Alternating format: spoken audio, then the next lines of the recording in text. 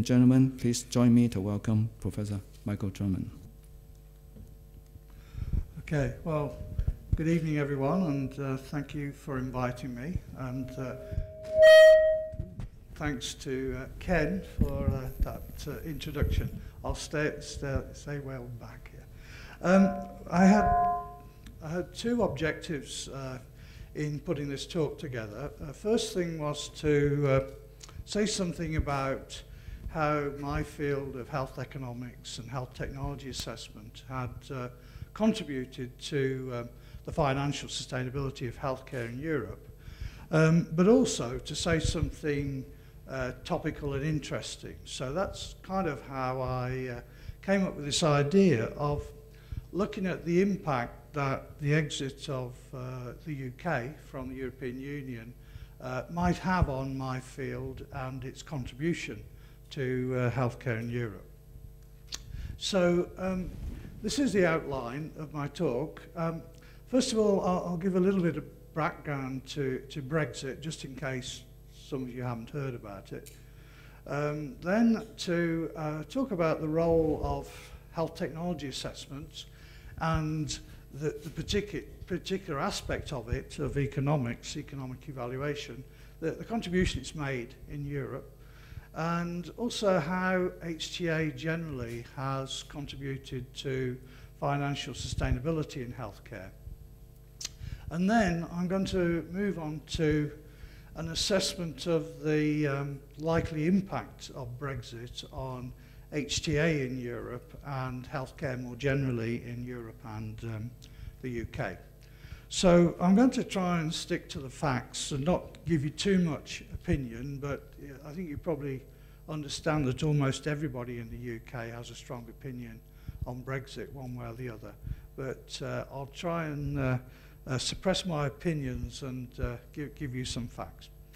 Okay, so a couple of years ago, June 23rd, 2016, the British people were presented with two quite contrasting views of the future for the country. The so-called Brexiteer view, their view was that free from the shackles of the EU, the UK will be free to make its own way in the world, and also free from British objections, the EU can continue on the path of closer political and economic union. So their view was it was a win for everybody. The UK would be better off, and also would be the EU. The counter vision, called the Remainer view, and also now you can note there that the Remainers who still keep talking about remaining have been renamed the Remoners or the Remaniacs. And I think that says something about the debate as well, because the popular press in the UK that comes up with these kinds of nicknames, I think in general are very much in favour of Brexit. So they have actually developed these pejorative terms for the people who wanted to remain.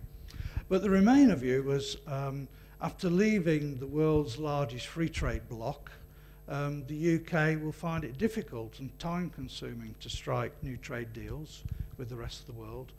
And instead of British objections, I think they took the view that the British were very pragmatic within the EU, and losing Britain might cause the EU to struggle a little bit in resolving some of its political and economic issues.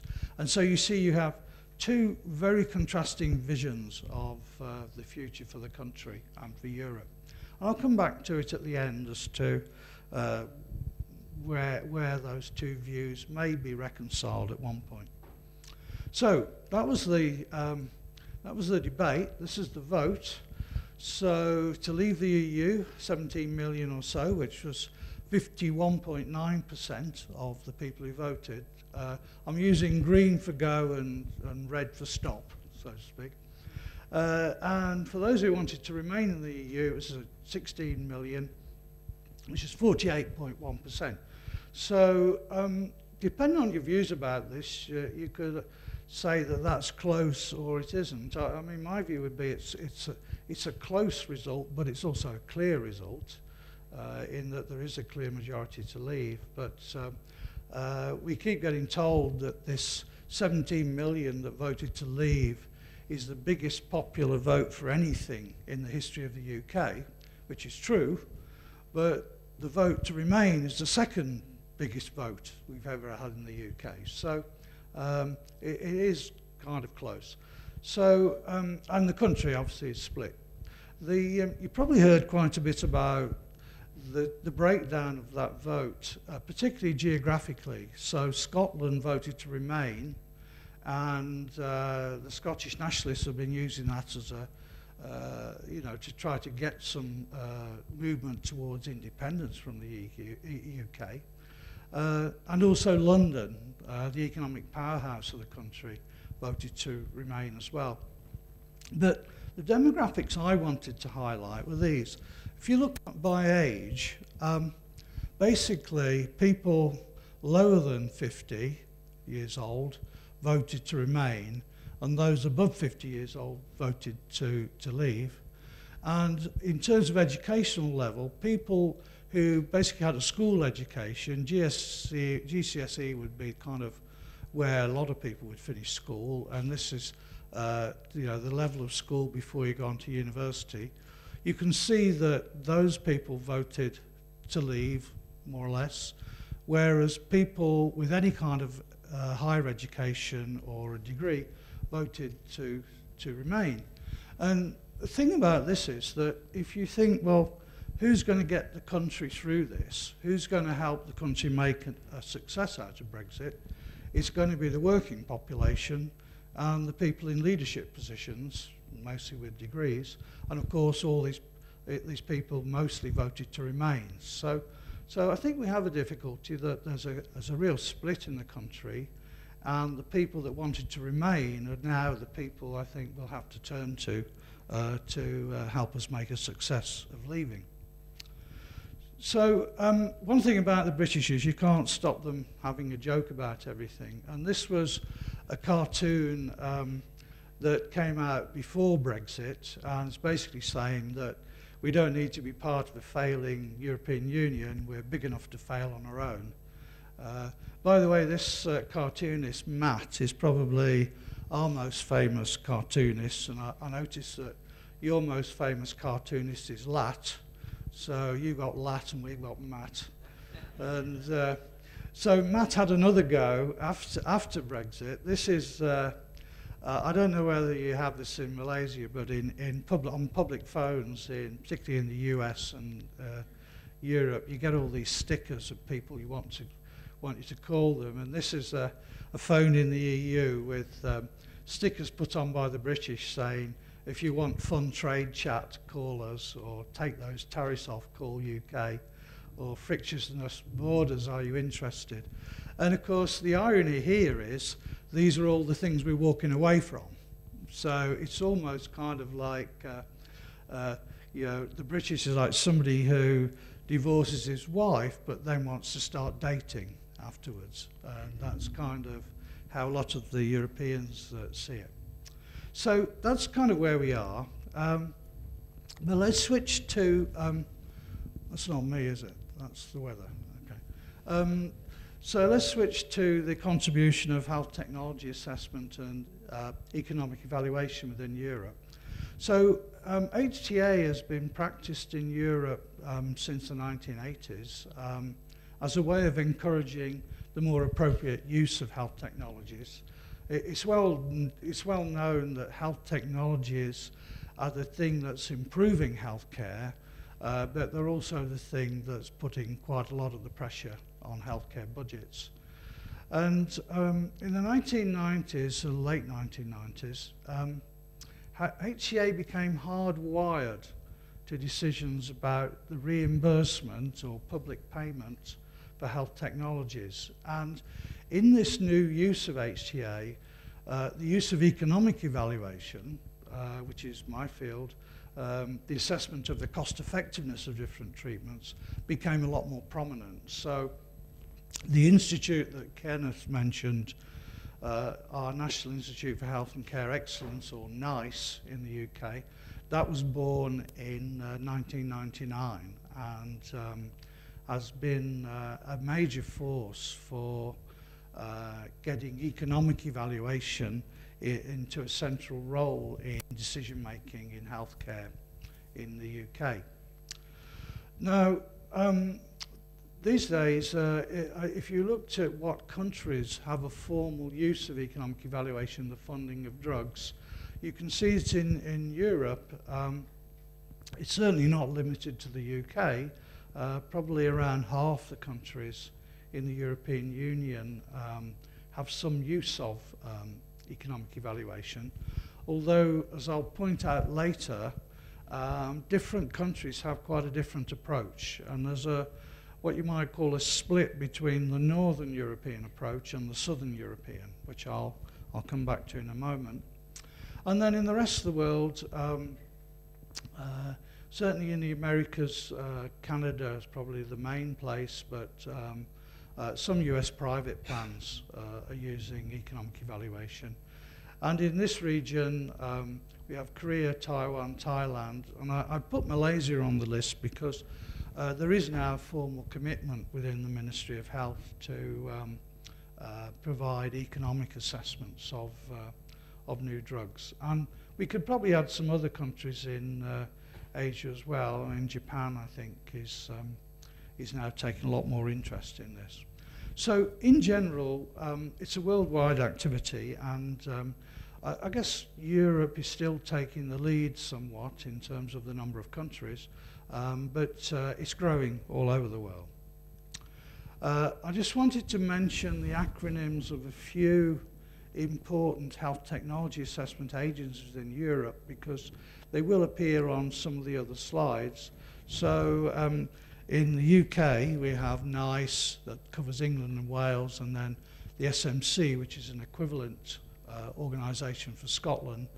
And then Belgium has the KCE, France has the HAS.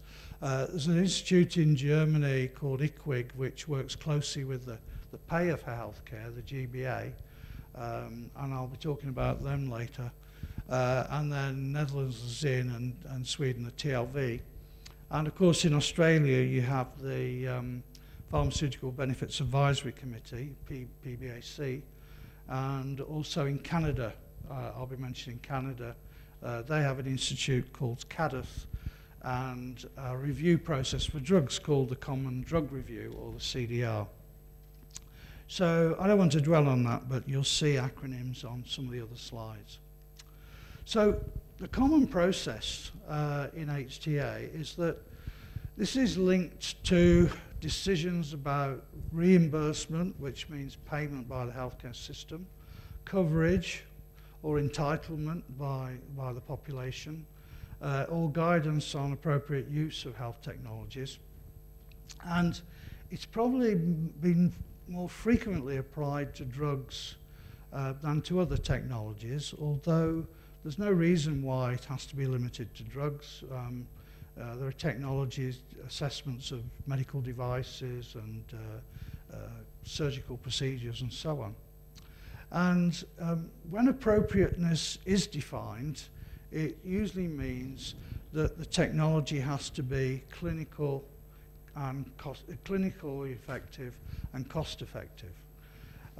Sometimes this process gets linked to the pricing decisions, particularly for pharmaceuticals, and there's been a growth of what's called value-based pricing, where the Ministry of Health sets some kind of notion of what it considers to be good value for money, and then tries to negotiate the drug price to a level that would constitute the drug is giving good value for the cost that we incur.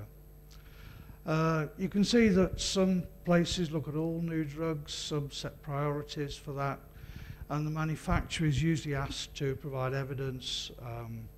There's varying degrees of stakeholder involvement in the process and varying degrees of transparency. And usually they set out some guidelines for how the economic studies should be conducted in this process. And it can lead to refusal to reimburse, or more often it leads to restrictions in access by saying, well, yes, we will have this new drug, but it's probably not suitable for all patients. We probably would want to focus the use of the drug on the patients for whom it's likely to be more beneficial and hence more cost effective. And these restrictions are sometimes hard to enforce, and certainly in the UK, the implementation of the recommendations is not always automatic. So just give you one example, because it's a chance to make a joke, really. This is an appraisal that NICE did, or HTA that NICE did, of drugs for treating osteoporosis. This is, people's bones get brittle and they lose calcium and more likely to fracture. And so NICE said, well, we will have these drugs, but first of all, we have to be sure that the woman's bone mineral density has fallen to a particular level, and that's what those T-scores mean. But they also wanted to restrict the use of the drugs even more to high-risk patients. So they said that actually the postmenopausal women of any age needed evidence of a fragility fracture, meaning that that would signify they're at more risk and therefore should get priority for this treatment. Well, all well and good. I mean, that's science. But this is the way it showed up in the local media in the UK, basically saying, if you want NHS drugs, you must break a bone first. And there's a picture of a patient who then, of course, said that the treatment transformed her life.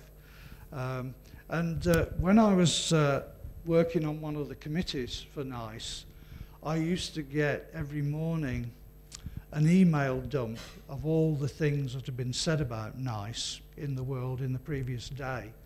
And in the end, they had to stop doing it because the size of the emails was so big that they kept clogging up all our inbox.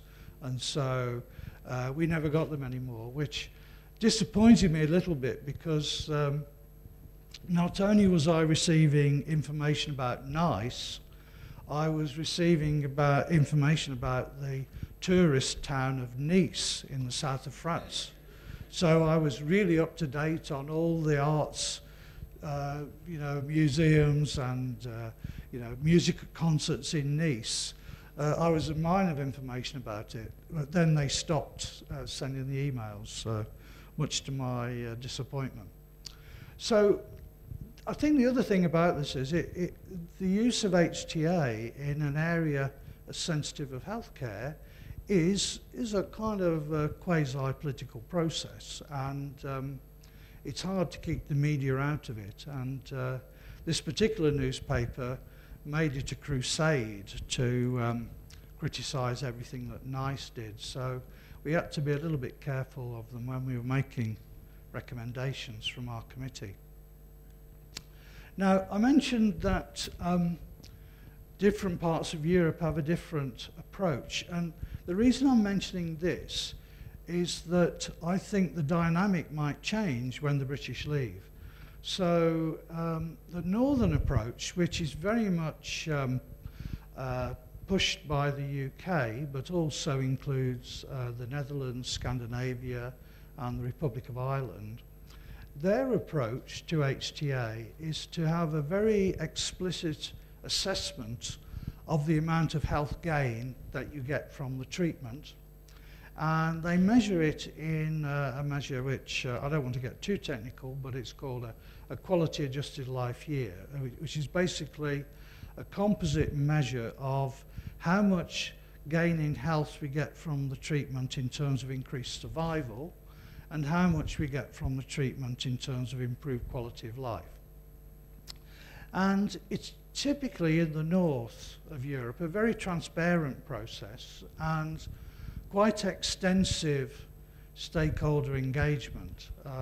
Just to give you an example, for NICE in the UK, my committee was responsible for signing off clinical practice guidelines for NICE, and typically the guideline in typed pages would be around 400 or 500 pages, but the list of stakeholder comments might be 800 to 1,000 pages, and my committee would have to wade through all these comments and see whether the developers of the guideline should respond in some way. And we got comments from all over the place. I remember getting one from somebody from in Nigeria, the University of the Niger Delta, and there was actually a civil war going on in the Niger Delta at this time, and I had a vision of this person dodging bullets to get to an internet cafe to send in their comments to NICE about this guideline, and they really pushed the stakeholder engagement quite a bit. However, the southern approach, which is very much favoured in France and Germany, is that there's an assessment of benefit in clinical terms, which is then taken as a basis for price negotiation with the manufacturer. And that's fine, but it's not very transparent, and there's a lot less stakeholder engagement. If you're a manufacturer, for example, you tend to get a response that, you know, we don't like your drug, but you don't get that much information as to why the committee thought your drug was no good. Whereas in the case of NICE, you get a 50-page report that tells you why they don't like your drug. The outcome could be the same, but it feels nicer somehow. The joke that the British have, because as you're probably aware, we make lots of jokes about the French, and they do about us.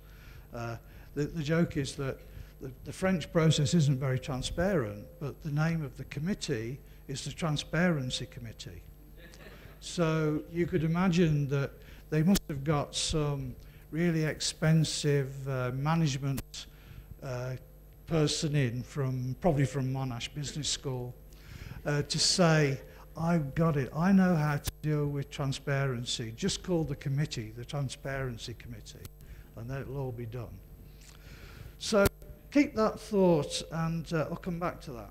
So the way the French and the Germans do it is they give the committee, which in France is called Transparency Commission. It's actually 24 doctors that decide how innovative the new drug is, and something similar in Germany. And they award the drug a score, or rather a ranking, called an ASMR, which literally translated means added medical services provided by the drug. And then you get classed as innovative or not based on your rankings. So in France, and let's concentrate on theirs because it's a little bit easier, if you get an ASMR of 1, 2 or 3, you're classed as innovative, and that means that you can probably negotiate a fairly good price for your drug, typically close to your international price for that drug. However, if you get ranked as non-innovative, you really have to give a lot of big discounts to get on the market in France. So, you know, I suppose we say in English there's more than one way of skinning a cat, and I suppose this is a different approach, you know, as compared to the British one, which is much more transparent and involves lots of publicly available calculations and analyses that the company can see. Now, does this all make a difference to healthcare, and is it contributing to sustainability of healthcare? Lots of people have looked at this.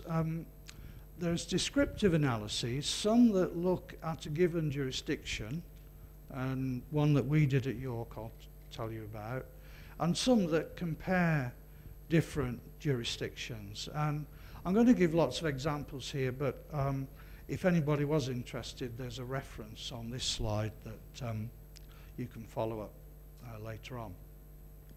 So the one we did in the UK, we looked at what NICE had said about all new cancer drugs, from the first one it looked at in May 2000 till March 2008, which is when we closed our data set for this study.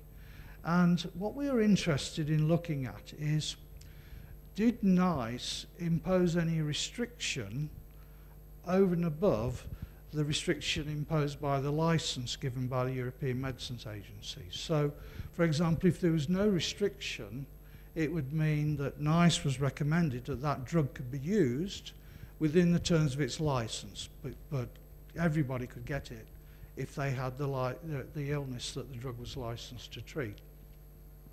However, if it was restricted, maybe it wasn't going to be given to all patients. And so we looked at what NICE had said in relation to the drugs that the EMA had approved.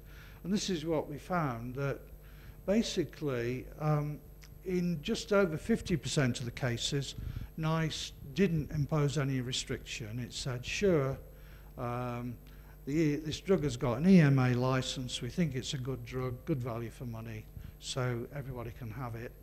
But in 15% of the cases they said, we don't think it should be used. And in around another 30% they said that the drug should be used, but not for all patients, okay? Maybe patients who were at a higher level of risk could have the drug, but not everybody, because we didn't think it was sufficiently good value for money. So you can see that HTA typically does impose a few restrictions and tries to distinguish between those drugs which it's felt that are good value for money and those that aren't.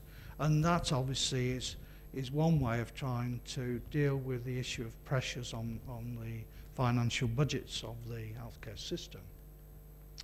Some of the reasons, though, are interesting.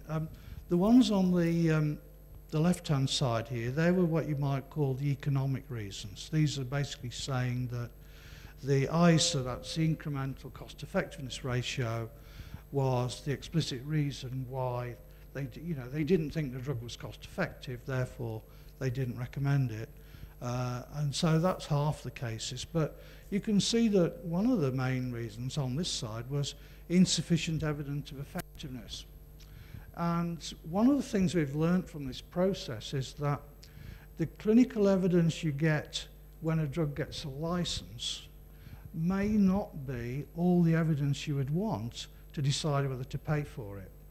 And there are basically three reasons why the license, the evidence from the European Medicines Agency might not be sufficient.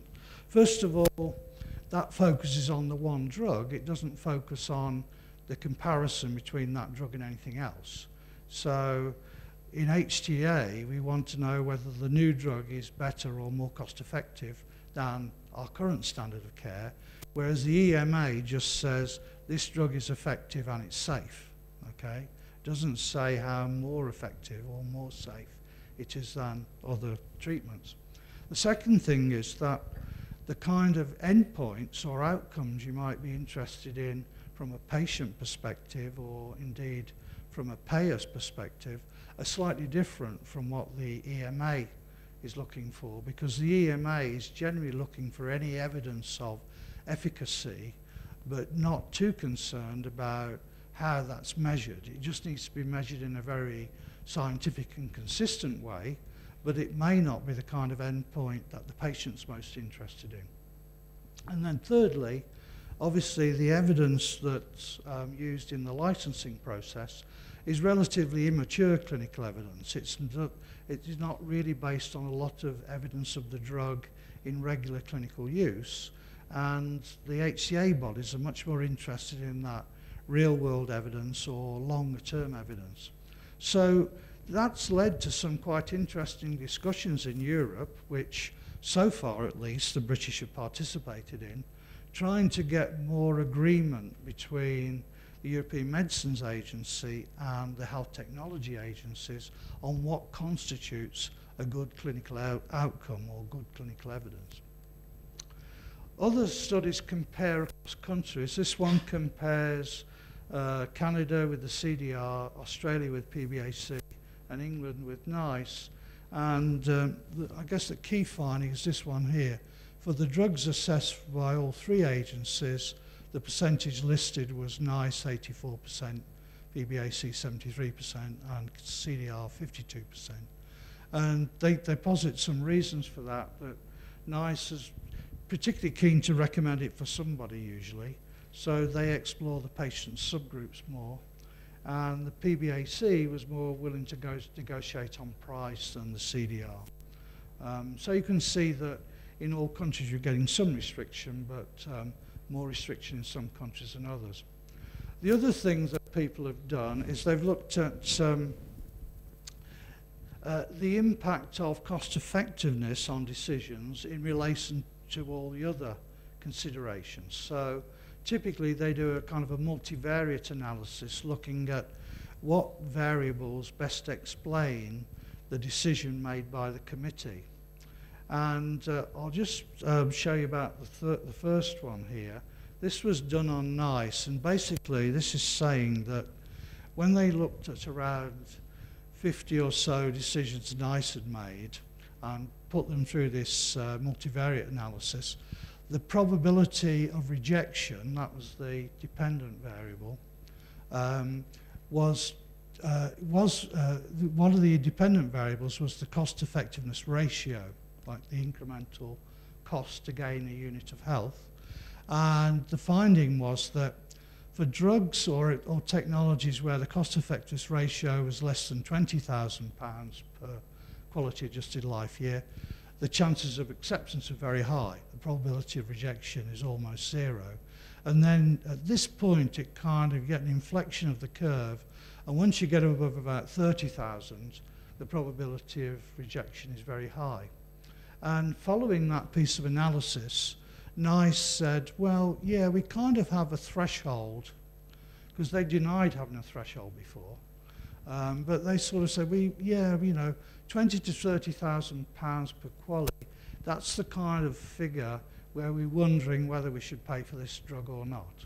Okay, so that's what became known as the threshold of cost effectiveness that was used in the decision-making process. And this is a very live issue in other countries because at Monash this week I was co-tutoring a workshop that had people from the ministry and people from the pharma industry, and one of the key issues was, should there be a threshold of cost effectiveness for Malaysia, and if so, what level should it be?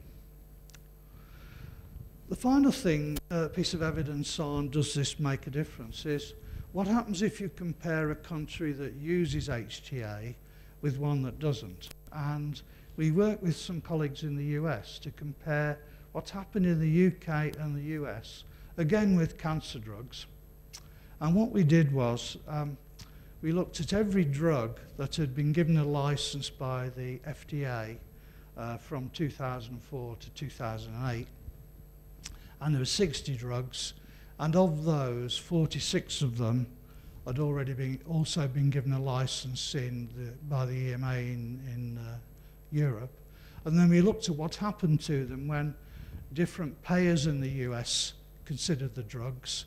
So we had CMS, which is Medicare for the elderly, Veterans Affairs, which is for people and families who've worked in the army, and Regents, which is a private Blue Cross Blue Shield health plan.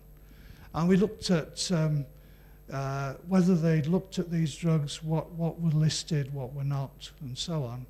And we did the same for NICE and the Scottish Medicines Consortium. And to cut to the chase, what we found was CMS approved all of the drugs immediately, virtually. Veterans Affairs and Regents also approved all of the drugs, but with some restrictions on the use of some of those. And then NICE and the SMC were actually giving a few more negative judgments, and also were taking a lot more time to make up their mind. Because CMS, by law, has to make the drug available for payment once it gets a license from the FDA. Now, of course, there's nothing in this piece of analysis to say that what was happening in the UK was more appropriate than what was happening in the US. But just to give you an example, one of the drugs in the sample was a cancer drug that cost $100,000 for the treatment, and the clinical outcome was that it would extend life for a median of 11 days. Okay, so you're paying $100,000 to get 11, actually it was 12 days, I shouldn't exaggerate. There's 12 days extra survival. So I'll leave it to you whether you think that's good value for money, but you know, the cost of cancer drugs in America is quite astounding.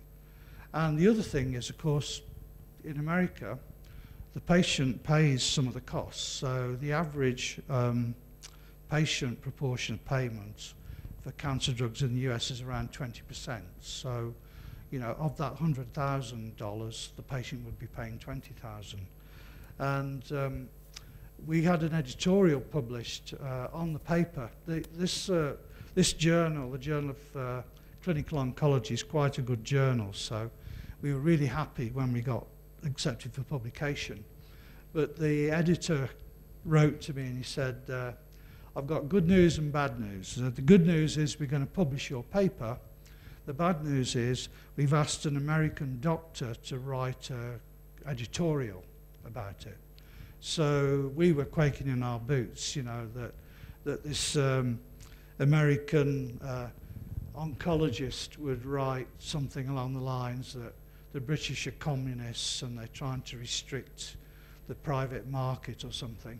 But this was the editorial. This was it's an oncologist from University of California in Los Angeles, and she said, you know, what this paper tells me is that we, in the US, have a choice. Do we use science to help us reach consensus on what we're willing to pay for new therapies and innovation, or do we leave the individual patients to wrestle with the problem of skyrocketing costs for cancer care and treatment determined by their ability to pay? I mean, bearing in mind that medical care bills are the third most common cause of bankruptcy in the US. When people file for bankruptcy, number 3 in the reasons is medical bills. So I thought that was quite interesting that the American doctor would write something like that. So there are other beneficial changes from conducting a HTA. I think some of these I've mentioned already. There's a recognition of a need for more relevant endpoints in clinical trials.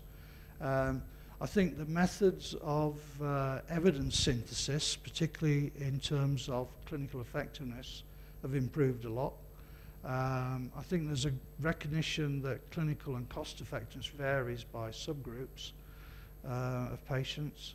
And I think there is more increased transparency, particularly when you start talking about the economics, because it's harder to explain. It's very easy to explain to a patient that you shouldn't have this new drug because it's very unsafe. You know, it's more likely to kill you than cure you. It's harder to say to somebody, well, the drug does have benefits, but the benefits are not sufficiently large to justify the extra cost. That's a tougher call.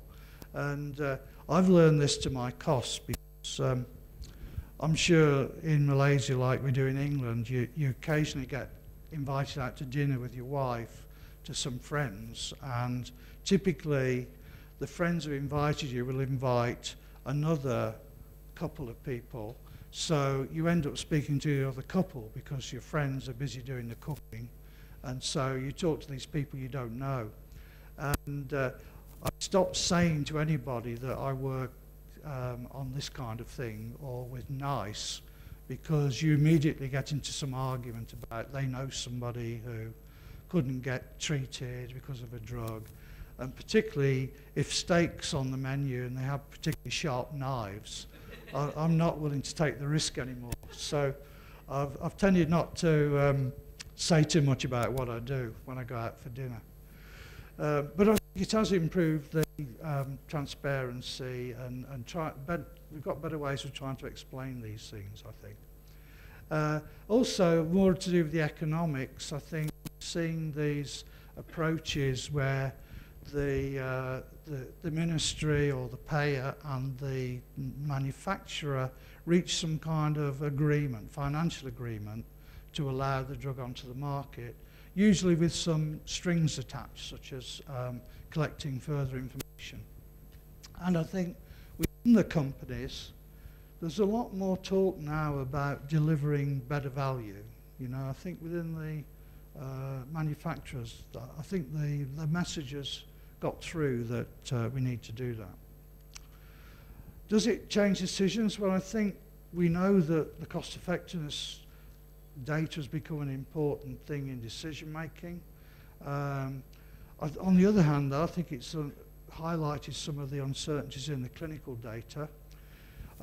It is true that some drugs that weren't at all cost effective have been refused listing on the formulary, but the main impact, I think, has been in targeting therapies to patient subgroups based on getting the best value for money. And I think also, depending locally how this works, I think price reductions have been secured based on an assessment of value. I mean, you can always have a price negotiation, but I think the price negotiations we've been having, particularly in the UK, are much more informed by the science, and therefore you can have a much more sensible discussion about what sort of price reduction you expect. Okay, so back to my other theme then. If you agree with me that health technology assessment has made a contribution, what's going to happen with Brexit? And particularly, what about the British contribution to European HTA? Well, so far, we've made a strong contribution. I would cite the fact that we're we have a strong evidence-based medicine tradition in the UK. I think we're probably second only to Canada in that. We've also made a lot of major contributions to the methods of systematic review of clinical evidence and economic evaluation, and we're not alone. I think two other northern countries, Netherlands and Sweden, have also done quite a lot. There's an EU project called the EU NITA Joint Action, which is a collaboration between many countries, and we've been a strong contributor to that. And NICE in the UK, I think it's fair to say it's widely regarded as an exemplar of an HTA organisation.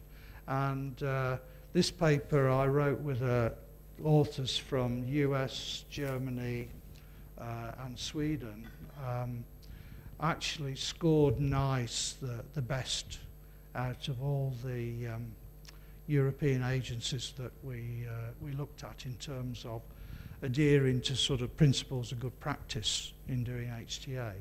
So up until now, I think you could argue that the British have been strong players in this field.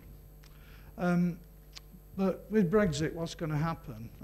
There's a recent paper published in The Lancet by these authors, mostly from London School of Hygiene and Tropical Medicine. And it's about how Brexit will affect health and health services in the UK. And they look at three scenarios: soft Brexit, hard Brexit, and failed Brexit. You know, there's all kinds of talk about what kind of Brexit, you know, and the Ramoners talk about, oh, it'd be great to have a soft Brexit. The Brexiteers want a hard Brexit. Allegedly, the government wants the best Brexit we can have, or a red, white, and blue Brexit. I think that I said myself, because everybody has to think of another descriptor for Brexit. I said that we should get the Pope involved, and he could deliver a holy Brexit. Okay? So anyway, the soft Brexit, which means that we kind of stay as we are, except that we're outside the EU. That's pretty much been ruled out by the British government. And I think it would only come back if the government crashed in some way. So I think the choice at the moment is between a hard Brexit and a failed Brexit. Hard Brexit would mean that we were completely out of everything in the EU, but we were managed to date with our former wife afterwards, you know, so we would get some kind of free trade deal. And failed Brexit would be nothing, no deal with the EU, no agreement on anything, and basically for trade, we'd rely on the WTO rules. So at the moment, I think we're hovering between a hard Brexit and a failed Brexit. So what these authors did is they argued that each scenario does pose substantial threats to the UK and to Europe. They were mostly focused on the UK, and they said, well, for the healthcare sector, we're likely to see labour shortages because we have, I think it's nearly 20% of employees in the NHS are EU citizens.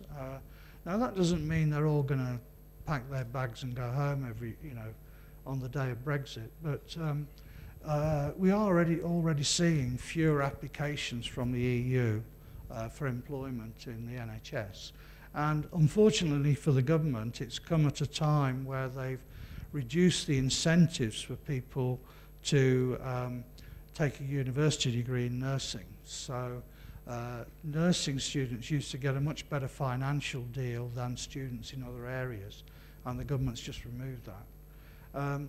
There's also talk about, obviously, if the economy doesn't do as well, there's less money for everything, including the health service. And there are some technical problems with pharmaceuticals, other kinds of technologies where there are existing agreements for seamless transfer across the EU.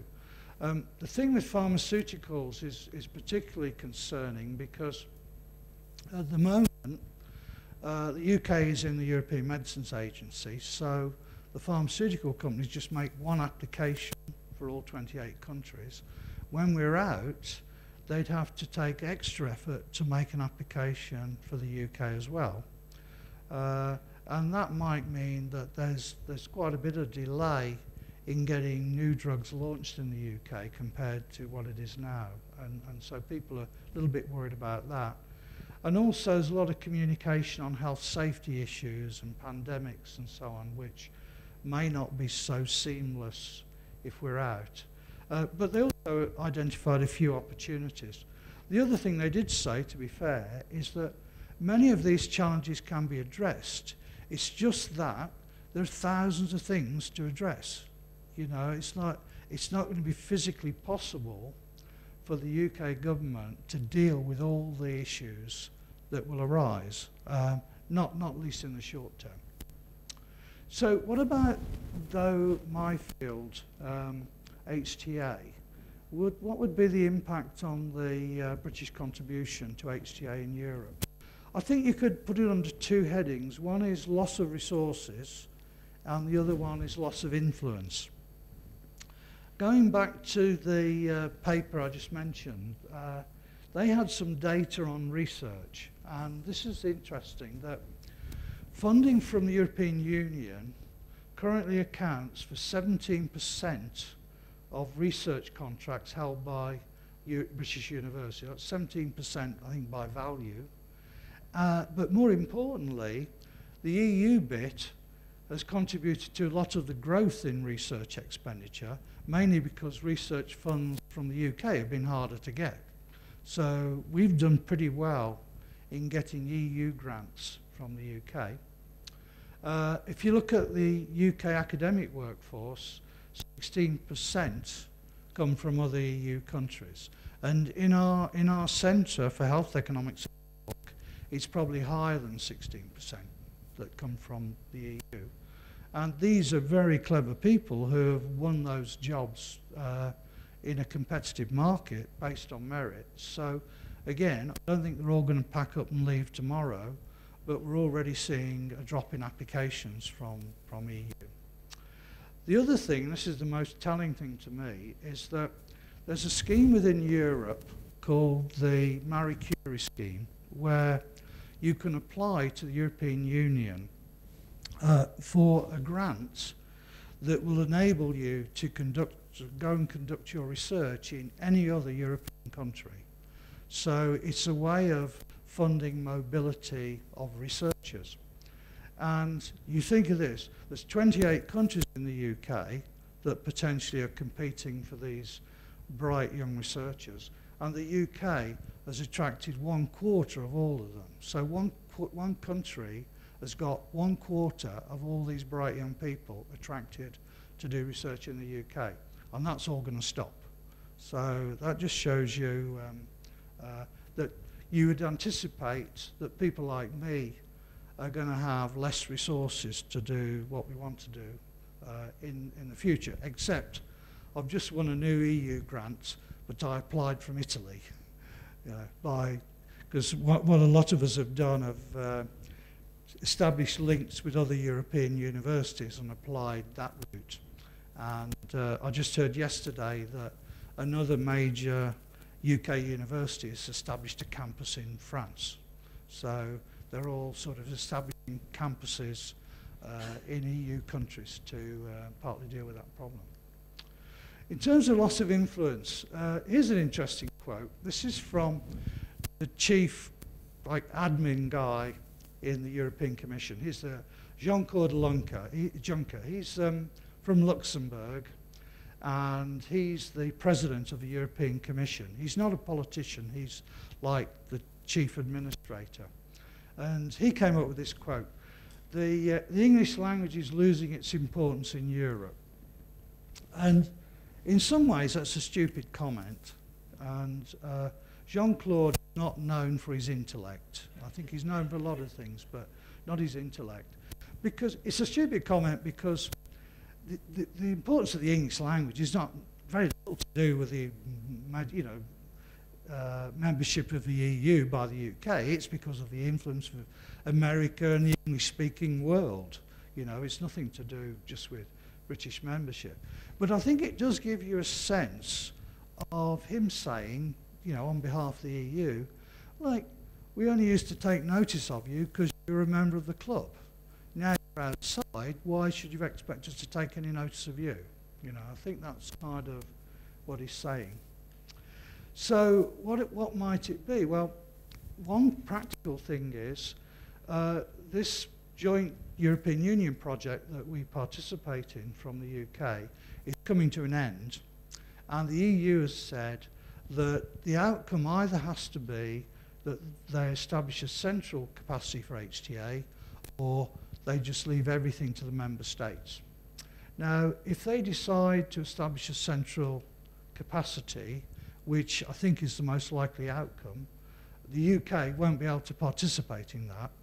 It was able to participate in the UNITA project, and if something like UNITA was carrying on, we could still participate in that. But because this will be a formal EU body, like the European Medicines Agency, we won't be able to participate. We can be, I think we can be an observer, but we can't actually influence anything. The other thing is it could well be that the northern UK approach to economic evaluation using QALYs and having it be more transparent may actually be in decline. I think that there's going to be a number of areas of activity where if the French and the Germans agree on something, the rest of the EU has to go along with it. Whereas I think in the past, having the British getting in between the French and the Germans and a bit of interference, both destructive and helpful, has actually led to some different decision making. So it's going to be interesting whether the way that we practice HTA is going to shift in its orientation based on the fact that there'll be less British influence in the future. So what does this all mean? Well, I think if you look at the impact of Brexit on HTA and economic evaluation, I think it's more likely to be Brexit bust than Brexit boom, especially in the short term. Going back to those two competing visions of what Brexit means, I think one way of reconciling them is I think that the Remainer view is probably a better prediction of what's likely to happen over the next 15 years or so. The Brexiteer view might be a better prediction of what happens in the really longer term. You know, it could be a case of you know, short-term pain to get some long-term gain. I think the British healthcare system is going to have challenges. Many of them could be dealt with if we had the time and the effort. I think, though, if you look at it, going back to the famous Bill Clinton quote, you know, it's the economy, stupid. Like, basically, all of the things I've talked about could pale into insignificance if there was a big downturn in economic growth. And the impact of Brexit on the UK, the different economic models, which the government doesn't believe, by the way, say that the impact of Brexit is between a reduction of 1% of GDP to 4% of GDP. So 4% is the more negative estimate, 1% more positive reduction. But when you think that 4% of GDP is half what we spend on our healthcare system, that's a lot of money to make up somewhere. So let's just hope that the Brexiteers are right and there will be a boom rather than a bust. But I think in the short term, we're all tightening our belts and bracing ourselves for some kind of turbulence. Of course, this might be a big opportunity for Asia. You know, you have to look at it that way.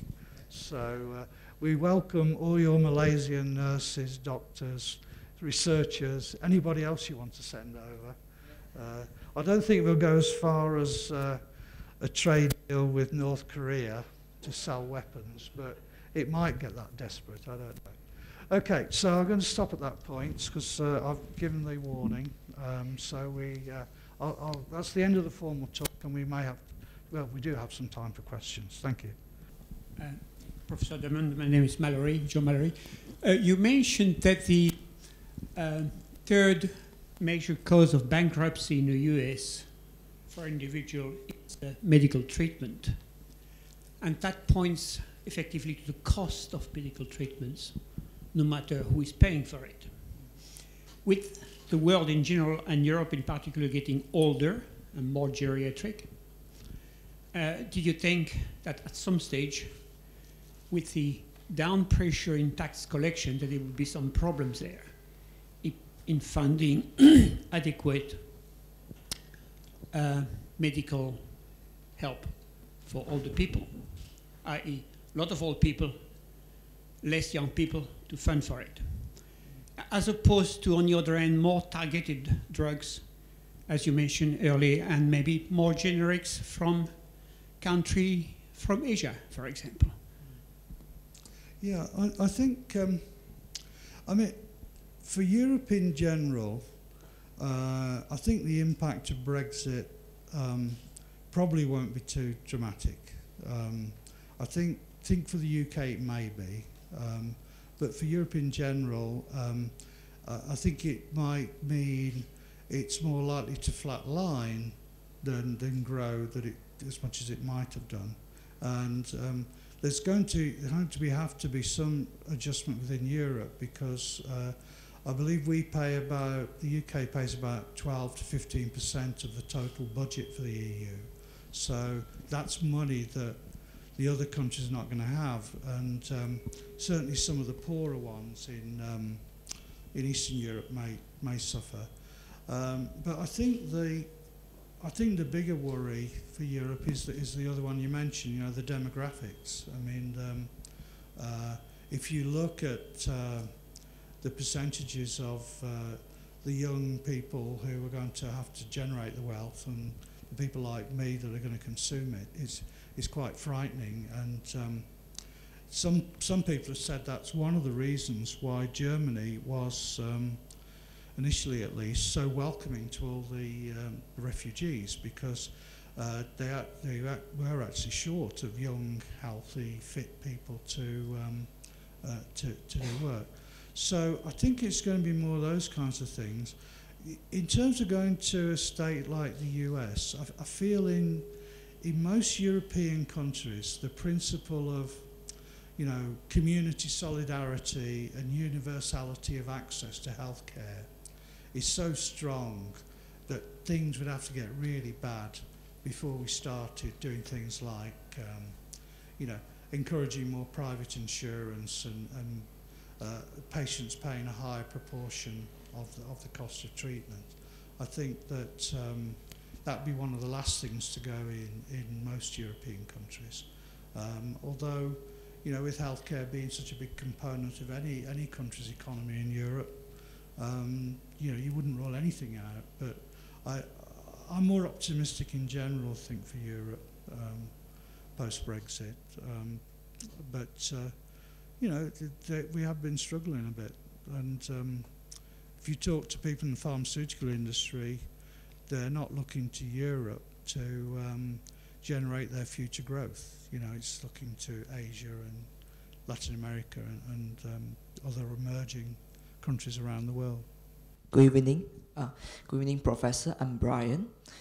There's a question like, as he mentioned about the aging society and the changing demographic, and in, like, for example, US, the debate is about being socialized the healthcare system or privatizing the capitalism of healthcare.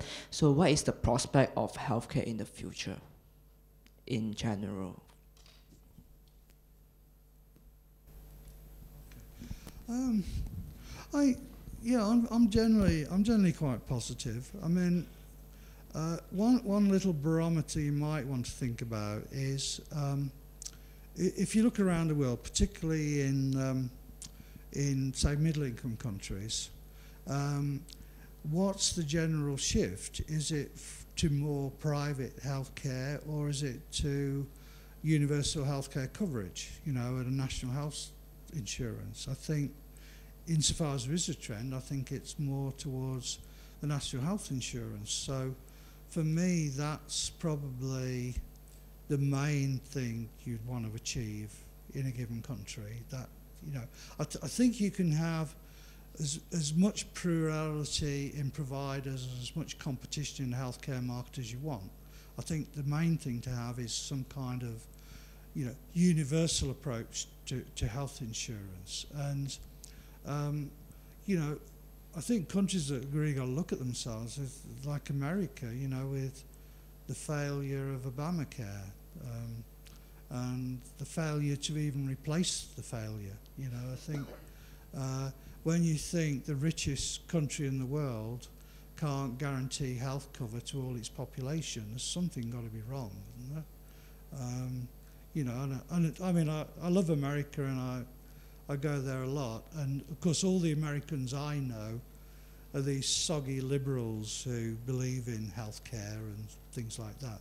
But you wonder why that ought to be able to be sorted out. You know, it's not lack of money that's stopping them sort that problem out. And you know, even the Republicans, you know, winced when they saw that having got the uninsured down from, what, 40 odd million to about 18 million, it was going to shoot back up to 30-something million under Trump care, you know. So I think I think that's my major worry, that sort of polarization society that means that there's a lack of belief in some kind of universal healthcare coverage.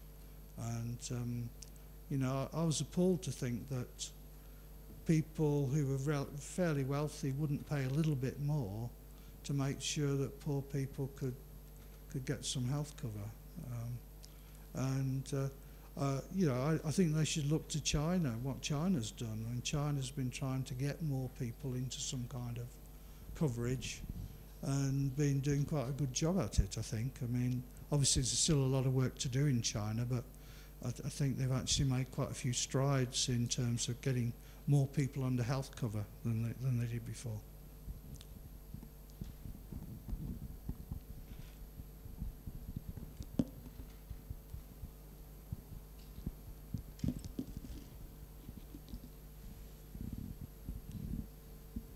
maybe one question from me. I picked up from your conclusion slide that the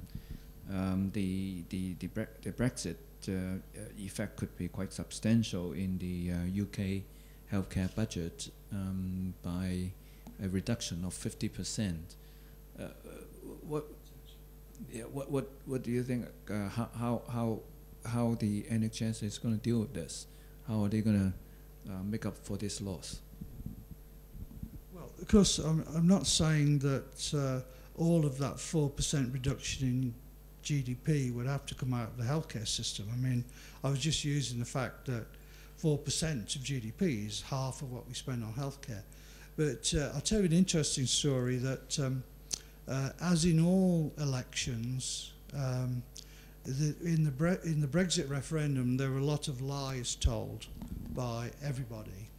But the biggest lie was the campaign buzz from the Brexit side saying we give the European Union £350 million per day, and we could give that to our healthcare system.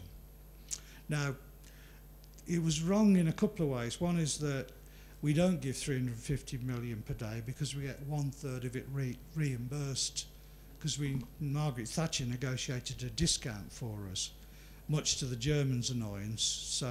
So we give something like 225 million per day. But of course then a lot of things come back, like subsidies to the farmers, subsidy of research and education, support for the poorer regions of the country. So, but anyway, the funny story is that last week the head of our health service stood up and said, the healthcare system's in trouble, can I have the money that was on the sides of the bus? Because if you give me that, I'll be fine. So of course the government can't give him it because it was a big lie anyway.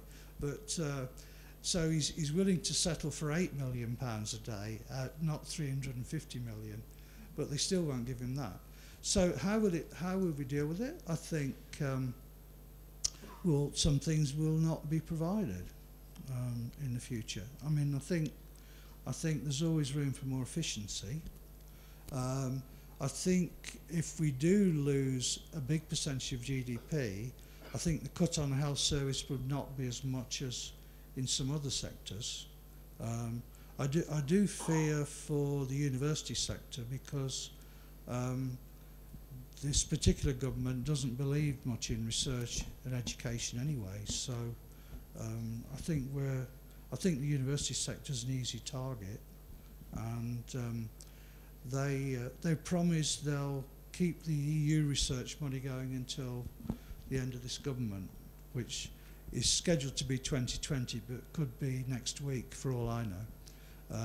So I think the health service will have to take a cut, but not as much as some other sectors in the economy. But it will be painful. I mean, even standing still is going to be painful for our healthcare system for the reason the gentleman said. I mean, the ageing population.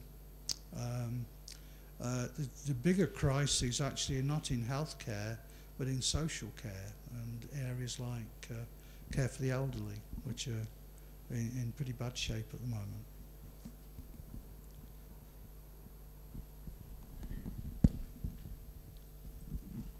Just another question briefly. You've been here addressing, I think, a conference. From your limited experience, how do you think Malaysia is going? That's not a political question, by the way. How is Malaysia going? Oh, Malaysia. You say China is on the way to recovery, America is not going anywhere, Europe is in between. Where is Malaysia going? To where of China or where? Yeah. Well, if you want an assessment of Malaysia based on my 2 days in the country, I'm quite happy to give one. I mean, the impression from a distance from Malaysia was a country that was on a very steep growth path and was in. It wasn't one of the BRICS, but they have all these acronyms for the hot countries. So Malaysia wasn't in the BRICS, but it was one that people were thinking was going to be a target for high growth. My understanding is it stalled a little bit, but with healthcare, I don't think I'm qualified to comment on Malaysian healthcare. If I fall over on the way home and need treatment, I could probably give you a first-hand assessment. Based on the workshop that we had the other day, certainly in a kind of microcosm of trying to undertake assessments of technologies and make more sensible decisions. I was quite encouraged, by the people I met. They were fairly well trained and had some very searching questions, suggesting that they weren't just doing this automatically. They were actually thinking about what they were doing. So I was left more positive than negative with my 2 days experience. I mean, maybe I have to come back and I'll eventually get negative, I'm sure. But at the moment, I thought, maybe you should ask this gentleman. He knows more about the Malaysian healthcare system than I do. Yeah, just a bit of additional information to what Mike has said. Malaysia, as you can tell from one of the slides, has adopted the concept and the practice of HTA over the last 2 years. So by doing that, Malaysia is now the 5th or the 6th country in Asia who has this policy put into the system, which is, among the Asia countries, we're not doing that bad in terms of using evidence to make decision rather than relying on empirical experience. Good evening, Professor. My name is Un, a retiree from Shah Alam, about 25 kilometers from here. Some years back, I saw a film made by Michael Moore called Sicko. And he was telling us that in a little island south of Florida, a place called Cuba, they had a very different health system from America. So I was quite intrigued by that. And the second time I was intrigued was when this island sent a medical team, to help in the Ebola crisis in Africa. So other than that, I don't know much about what is happening in Cuba. So with your extensive experience, Professor, can you enlighten us more about what is really happening to the health system in Cuba as compared to the rest of the world? Thank you. Yeah, it's if you look at the statistics of things like how long people live and so on, I think Cuba is right up there. I think in the Americas, I haven't looked at the data very recently, but my understanding is Costa Rica does the best, but Cuba is really up there. And I think it is an example of a kind of a socialist model. I would imagine that doctors and nurses don't get paid very big salaries in Cuba, but they certainly work very hard. I've only been in Cuba once, and if you allow me to share a story, I think it's quite interesting, because I was teaching on a workshop that was organised by the Pan American Health Organization, the essentially WHO in Cuba. And it was interesting because there were some Americans participating, and at that time Americans weren't really allowed to travel to Cuba, but they managed to get special dispensation. So as one of the lecturers on the course, we had to sign a certificate of attendance for the people. And so they said to me, well, it's the end of the workshop and we're having a party by the pool in the hotel, and I could hear the music starting and laughter and people enjoying themselves. They said, but could you just sign the certificates? So I said, fine, you know. So there were 40 people on the course, so I thought, this won't take me too long. Anyway, the pile of certificates came, and there were 200. And I said, what's going on here? You know, it took me about an hour to sign these, and I could hear all these people enjoying themselves at the party. So I said, why was it, you know, there were 40 people on the workshop, but 200 certificates? And he said, well, it's Cuba, and we're a socialist country. Everybody's entitled to a certificate. You know, even if you don't have to go to the workshop, you're entitled to one.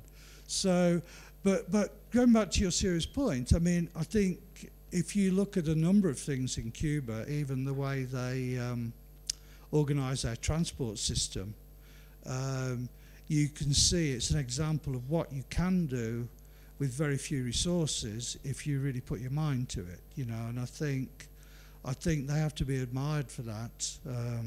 Over the years, you know, they've had to put up with the hard times, and you know, they've kept all those old cars going all this time and converted trucks into public transport vehicles, and the healthcare system has done pretty well, you know. And I certainly, when I was there, I certainly didn't see any examples of what I would think of as being bad healthcare.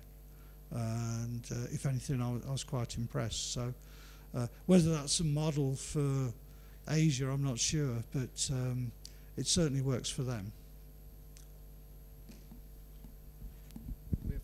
We have time for one short question. Yeah. Hi, I'm Tilak. A more generic question. I just wanted to understand, is there a simple way to explain compared to other industries where we see as technologies get better, services become cheaper? Why does in healthcare, as technologies get better, it becomes more expensive? Is it because of various payer systems or various provider systems? Is it relevant to the geographical you know, location, or as you mentioned universal healthcare before? Is there a simple way to explain applying HTA? Why is it the other way around in healthcare compared to other industries? I think that's a very interesting question. I mean, I guess what you're pointing towards is that if you look at, say, the pharmaceutical industry, they will say, well, we spend a lot of money on research, and that's why our new drugs need to be more and more expensive. But then you look around at the major technology corporations in Asia, like Sony and others, and they're spending a lot of money on research, but what they deliver is computers that are twice as good as the one we had last year and half the price, right? So I think that's the point you're trying to make. I think there's a couple of things. One is, although any research and development of technologies is complex, I think the development of new drugs is at the more complex end. So there are other industries, for example, the defense industry, people who make weapons and so on, they're having to come up with more, you know, their products are more and more expensive too. So the pharma industry isn't unusual in that. They do actually suffer a lot of regulation in what they have to do to get their product to market. You know, if you think how quickly Apple get a new mobile phone on the market, you know, the average drug, you know, it's probably taking 10 years from concept to getting it on the market. But I think the other factor, but I don't think anybody's ever written about this, but I think the other factor is when Sony's selling a computer, or Apple, they're selling it directly to you as a consumer, and you know what you want as a consumer. In the healthcare system, they're reaching you through a health professional who has their own set of agendas, okay? So, you know, you've got a situation where the person who's making the purchasing decision, the doctor essentially, is not bearing the cost, you know. So it's sort of, you've got this, what we call the third party in this, you know, and it needs a very strong, what we call an agency relationship between the health professional and the patient for it to work properly. So my guess is the reason why you can get away with expensive drugs is that the person you're trying to convince is not the person who's paying the final price, directly at least. However, I would say that just recently in the field of cancer, a few very senior cancer researchers have actually stood up and said, we think these drugs are too expensive and we want to see the prices come down. And we want to see a certain amount of added clinical value for the extra cost. And so I think that's an interesting development that the medical profession in the US have realised that things can't keep getting more and more expensive. There's got to be a new way of doing the research and funding the research in order that the products that eventually emerge are more cost effective. We're not there yet, and some of the drugs I work on, I mean, I don't think, you know, I'm probably an advisor on only 5% of the new drugs, but the NHS couldn't afford to pay for that 5%. Never mind the other 95% I'm not advising on. So we have to find a way. I'm not quite sure what that is, but maybe a different way of funding biomedical research. That might be something to look at, where we don't have unnecessary duplication and a lot of products that don't come to market because you know, another one's been developed quicker or better than the one that another company spent money on trying to develop. So I think there will be some solutions there in the long term. But I don't think it's a full reason to explain what you say, but I hope I've made a fair attempt at it.